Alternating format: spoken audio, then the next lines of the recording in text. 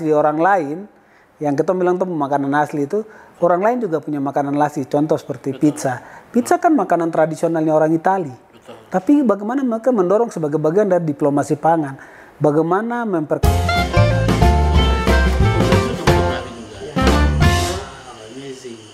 Halo semuanya, warga Indonesia, bahkan semua yang sedang nonton, apa kabar? Saya berharap kalian semuanya baik-baik dan sehat selalu. Dalam kesempatan kali ini, saya undang salah satu chef profesional dari tanah Papua. Kita akan ngobrol santai bagaimana dia memulai, bagaimana abang kita ini punya cerita dari nol sampai hari ini dia jadi chef profesional. Ini dia, Bung Charles, apa kabar? Kabar baik. Wah, luar biasa. Siap. Bung, sapa dulu buat semua teman-teman. Ya, buat semua teman-teman yang menonton podcast ini, kami akan berbagi banyak cerita tentang Papua dari sisi kuliner. Wah, tuh tentang kuliner ya. Teman-teman pasti selama ini berpikir tentang Papua. Selain kekayaan alamnya, ada emas dan biota laut yang sangat melimpah, ada juga kuliner yang begitu banyak belum diangkat dan juga sudah diangkat melalui Kakak Charles dengan kawan-kawan sudah jalan jauh sekali. Nah, terima kasih Bung Charles sudah bersedia. Kita mau cerita tentang Papua melalui podcast santai di Nias ini. Nah, teman-teman, Bung, kenapa Bung sampai hari ini sudah keliling dunia dan keliling Indonesia, bahkan punya satu motivasi yang sangat luar biasa sekali. Saya lihat ini kakak sudah jalan jauh sekali tentang chef-chef Papua. Kenapa motivasi itu terbangun, kakak?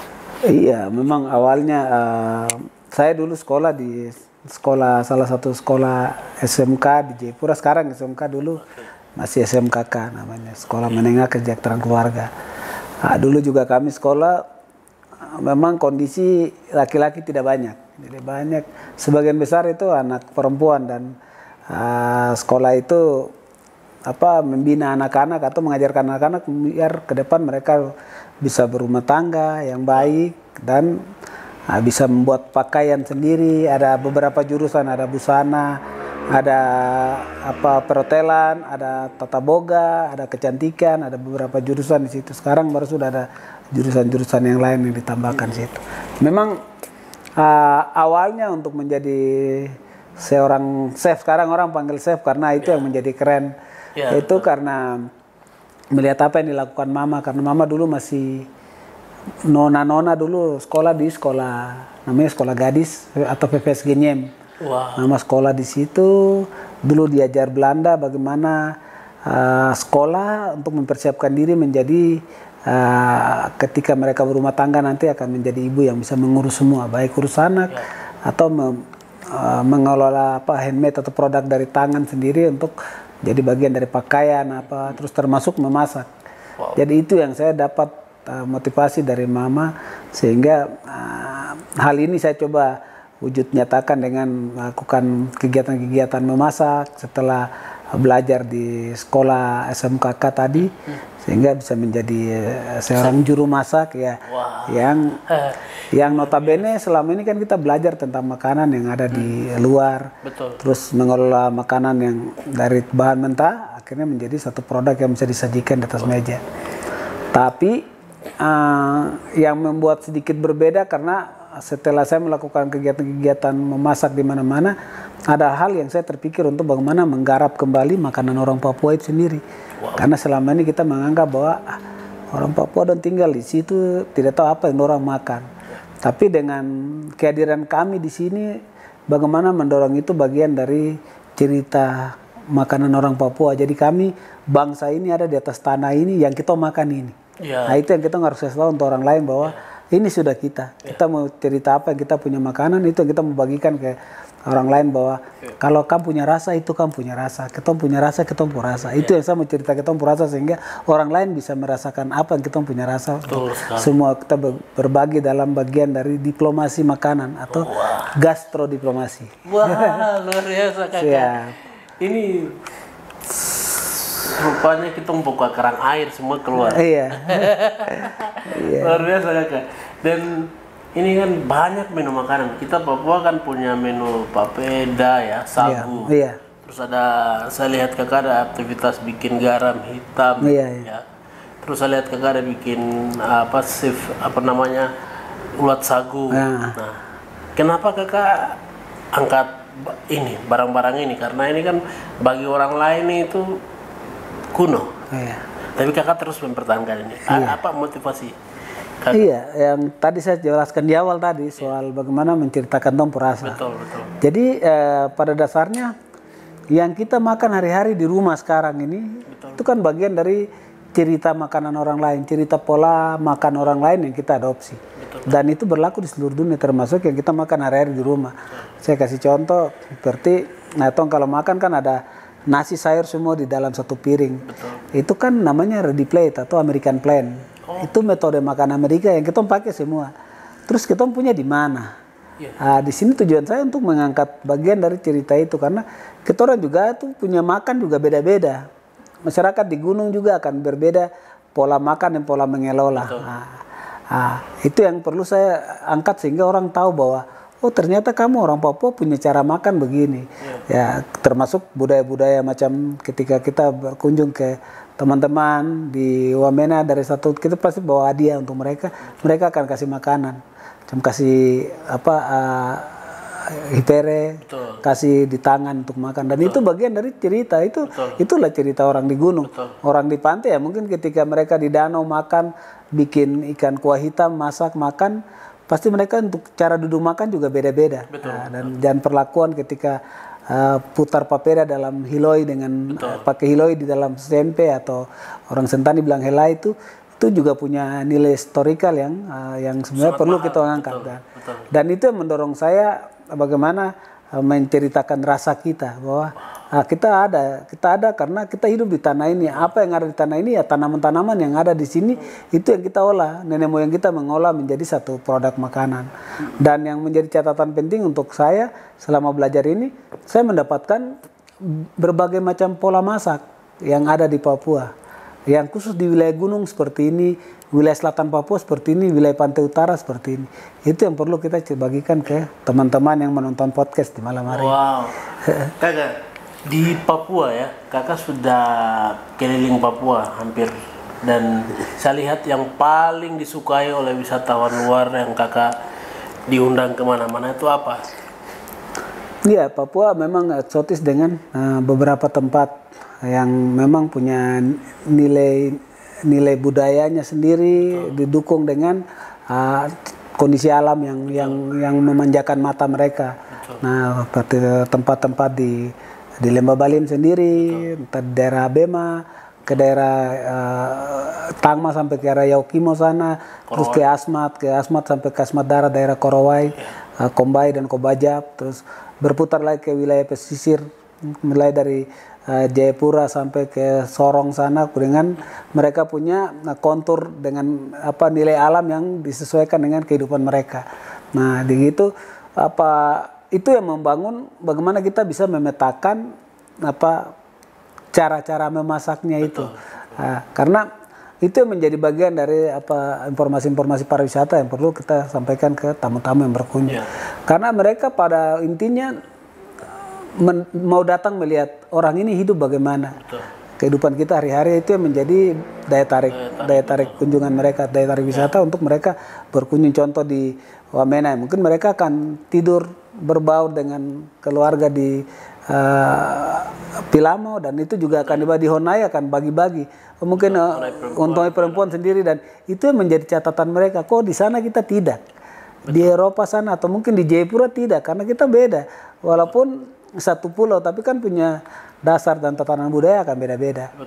Mungkin orang datang di Genyem ya mungkin dia akan menikmati kehidupan orang di Genyem dengan makan suamening atau makanan orang di Genyem. Atau mungkin datang dengan orang Sentani bisa makan kai behele atau ikan kuah hitam dengan cara penyajian orang Sentani. Begitu juga mereka ke Teluk, ke Tobati Engkros, mereka akan makan norhosori dengan cara mengelola yang dikelola oleh masyarakat Tobati Engkros di sini. Mungkin itu yang menjadi daya tarik yang perlu kita dorong sama-sama, termasuk pemerintah daerah juga. Betul. Wow.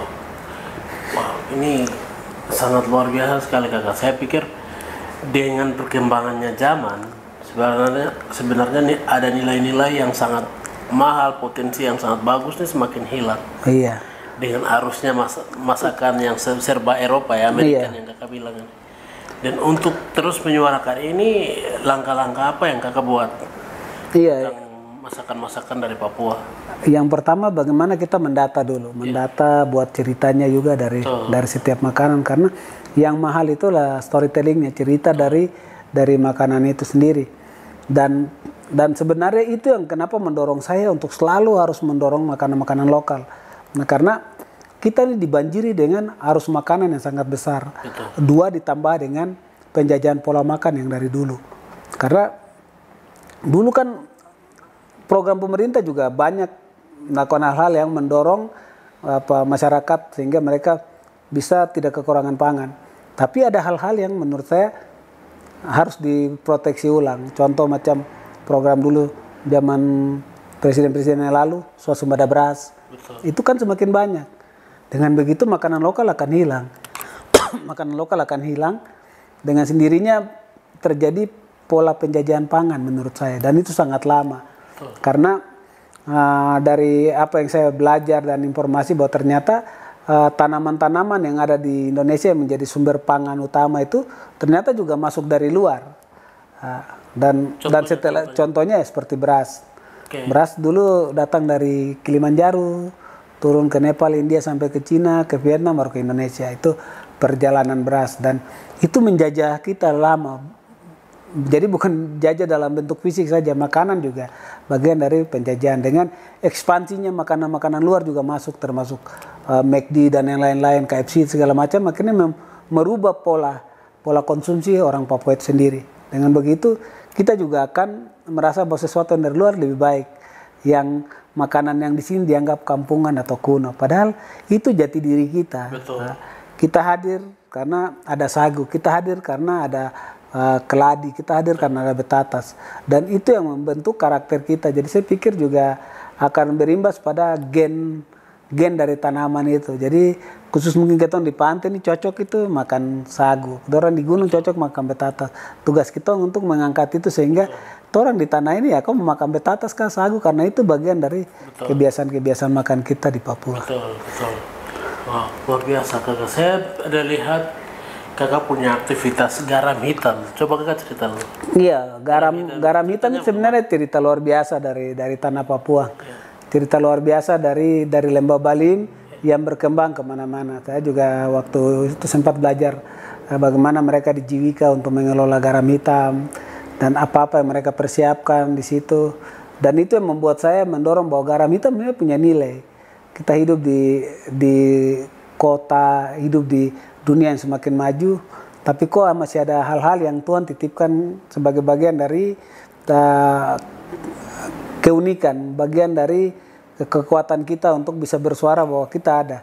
Karena posisi sekarang orang penggunaan garam di dunia kan sekarang sudah mulai bergeser, karena banyak orang mulai cari garam yang lebih sehat, yang terbuat dari gunung Kars atau gunung-gunung di Himalaya. Jadi akhirnya ada garam Himalaya yang warna pink dengan harga jualnya tinggi.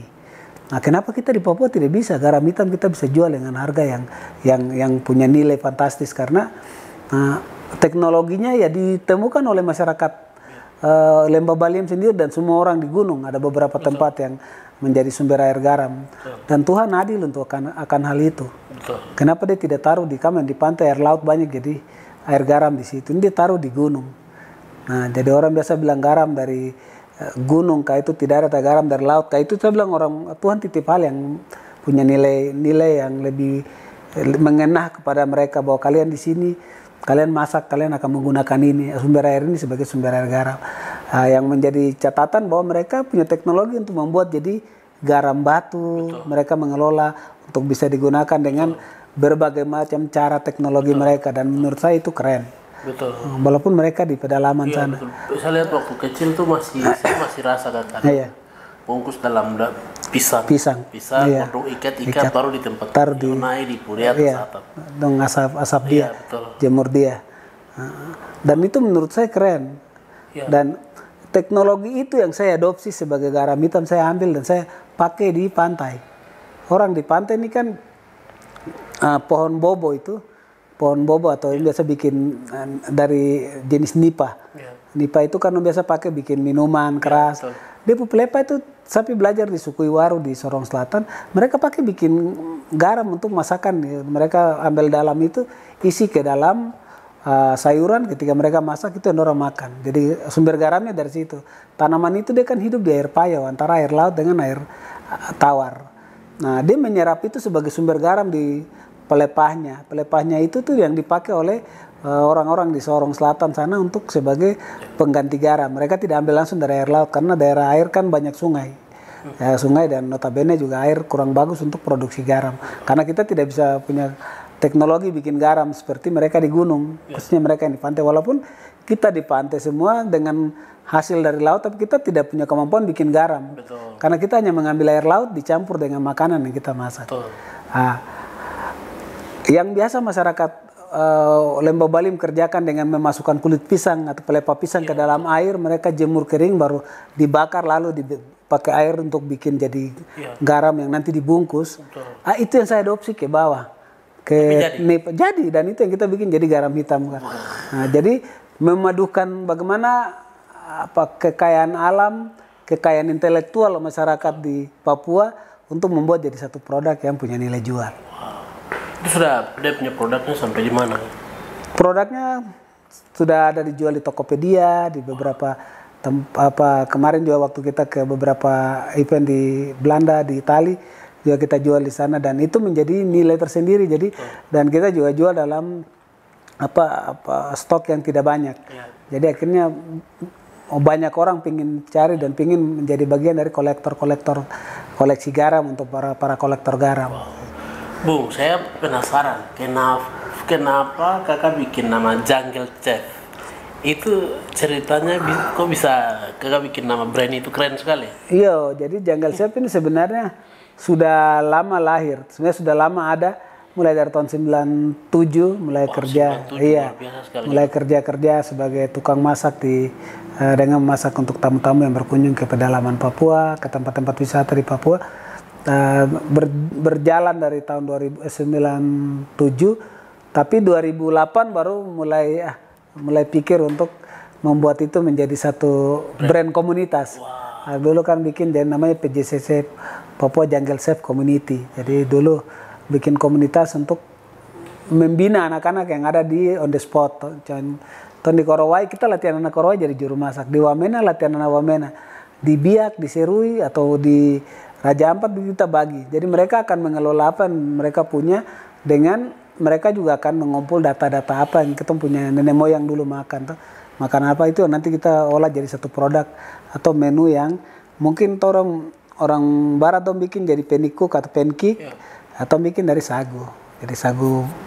Jadi akan mengcombine dia, mencampur dia dari makanan luar tapi rasa tetap makanan lokal tapi rasa tetap rasa standar teman-teman dari Eropa atau mereka yang berkunjung ke Papua. Wow, luar biasa kakak. Jadi berapa teman-teman yang di Jungle Chef komunitas?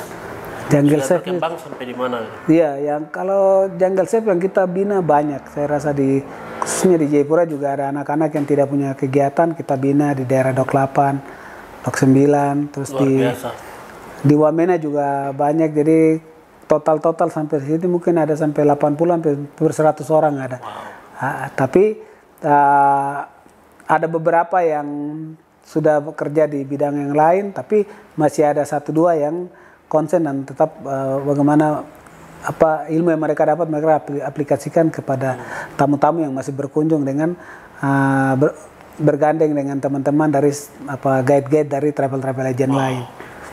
Berarti orang-orang yang datang ke Papua itu wisatawan asing ya?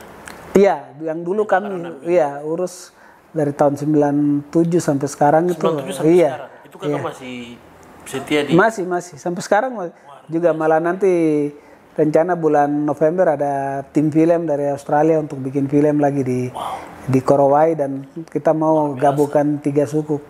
Kombai, Kobajab, 4 Kombai, Kobajab, Korowai dan ini Citak Mitak. Itu rencana. Nama filmnya apa? Macam dokumenter begitu? Iya, film dokumenter. Jadi mereka juga pingin mau libatkan massa manusia yang banyak, tapi berpakaian asli. Cuma memang kondisi sekarang kita perubahan membuat anak-anak muda juga sudah mulai lupa dengan budaya. Mereka menganggap bahwa itu terbelakang, dan ini yang perlu kita dorong sehingga mereka percaya diri dengan budaya mereka. Betul, betul. Untuk terus melestarikan budaya, makanan lokal, itu apa saja yang kakak dorong dari Papua? Untuk menjadikan itu saya sering mengikuti apa yang menjadi bagian mereka. Betul. Contoh kalau di Korowai, saya berpakaian seperti orang Korowai, lultamon, bungkus dan segala macam, dan masak dengan pakaian seperti itu. Di Wamena harus berpakaian koteka dengan apa. Jadi saya akan menyesuaikan di mana saya berada. Dan bagaimana saya juga mendorong untuk anak-anak muda selalu belajar bahwa dengan kamu punya makanan lokal, kamu bisa kemana-mana. Kalau kau cerita orang pemakanan, orang akan sulit menerima kau di tempat mereka karena kau bercerita tentang makanan mereka. Kalau saya bawa ke Belanda kemarin atau ke Italia bercerita tentang gudeg, nanti orang bilang kau orang Jogja kah? Kalau saya cerita tentang kai behele, itu wajar karena saya anak Jayapura, saya anak Papua bisa cerita tentang makanan orang Sentan dan saya ambil datanya dari mereka. Dan itu yang bisa membuat kita besar. Dan selama ini kan orang makan makanan asli orang lain, yang kita bilang tuh makanan asli itu, orang lain juga punya makanan asli. Contoh seperti pizza. Pizza kan makanan tradisionalnya orang Itali. Tapi bagaimana mereka mendorong sebagai bagian dari diplomasi pangan. Bagaimana memperkenalkan gastrodiplomasi itu kemana-mana. Akhirnya semua orang mengenal dan itu menjadi tren. Tugas kita ini tuh mendorong itu. Yang lokal tadi itu menjadi tren sehingga orang akan percaya diri, oh iya ini kita orang sudah. Makanan adalah identitas diri, identitas satu suku bangsa. Betul. Papeda juga. Iya, papeda. Banyak hal yang perlu, dan Papua kaya akan hal itu. Saya membahas sedikit tentang bakar batu karena menurut saya bakar batu nih satu pola masak yang mungkin sedikit berbeda dari pola masak yang biasa. Karena untuk memasak itu kan kita biasa masak itu 3 kali. Betul. Masak nasi dulu, tumis sayur, atau tumis daging atau ikan dulu, baru nanti sayur terakhir. Nah itu kan kita butuh waktu proses 3 kali, 1, 2, 3.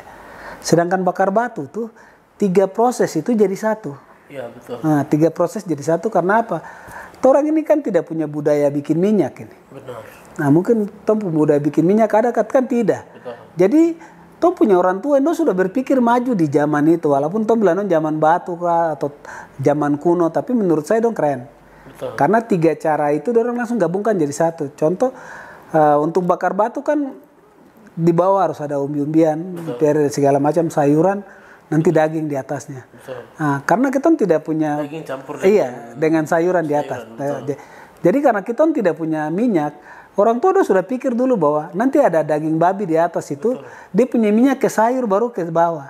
Jadi tadi menumis itu kita punya juga sudah jadi 1. Jadi sekali masak itu nasi, sayur, daging itu sudah jadi 1. Jadi 1 kali masak itu 3 itu sudah. Nah, itu yang mau saya sampaikan bahwa mereka nih sudah Tuhan titip dengan ilmu pengetahuan yang tinggi untuk mendorong bahwa ini kamu punya.